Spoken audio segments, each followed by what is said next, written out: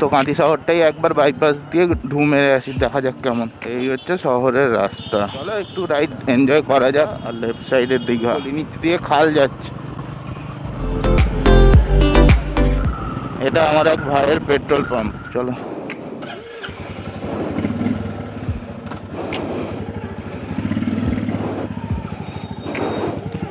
আজকে যাব এমনি, জাস্ট সন্ধ্যাবেলা ইচ্ছে হলো একটু ঘুরে আসি।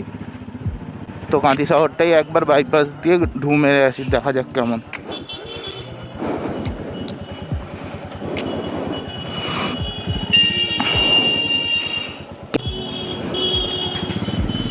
আসছি গো।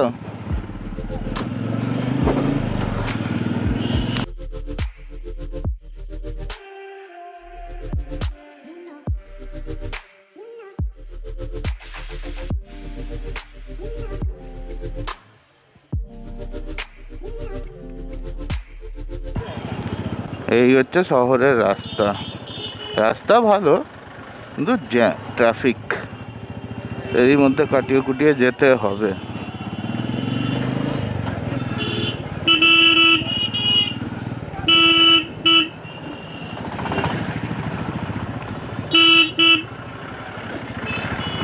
সকাল থেকে যা কাজ ছিল, কাজ বাজ কমপ্লিট করে তারপরে এই সন্ধ্যায় একটু ফ্রি হলাম।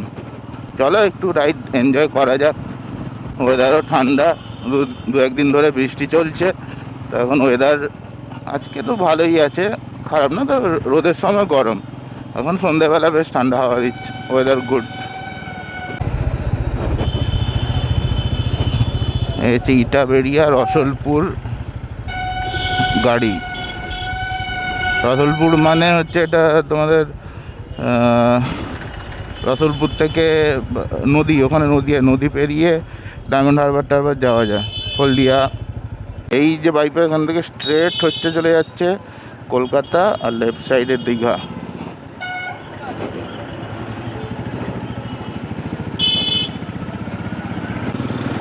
এটা বাইপাস তো, মানে কলকাতা থেকে যত গাড়ি আসে এই বাইপাস দিয়েই যায় দীঘা, তো ওই জন্য একটু সাবধানে চালাতে হবে।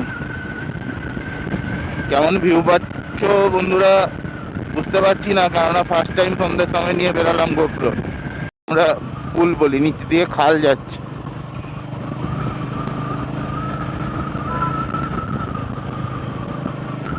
এটা আমার এক ভাইয়ের পেট্রোল পাম্প।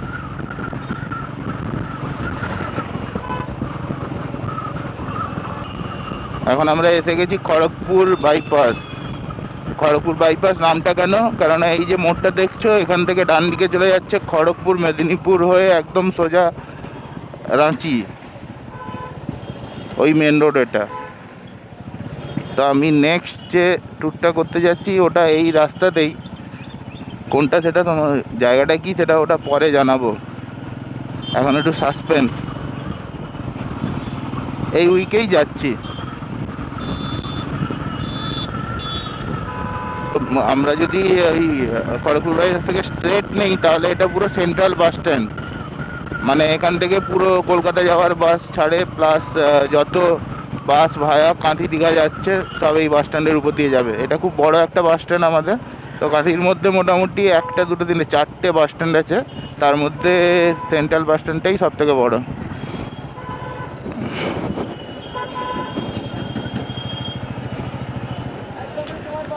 বন্ধু বান্ধব থাকে, আগে এখানেই আড্ডা মারতাম।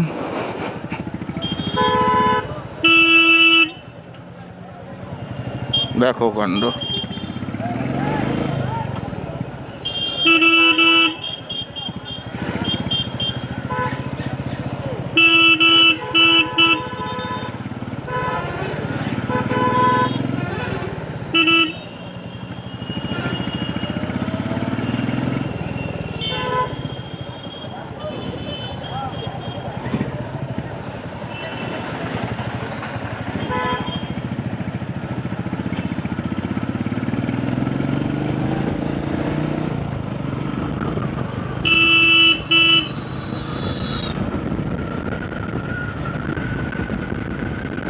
ও লাভলি।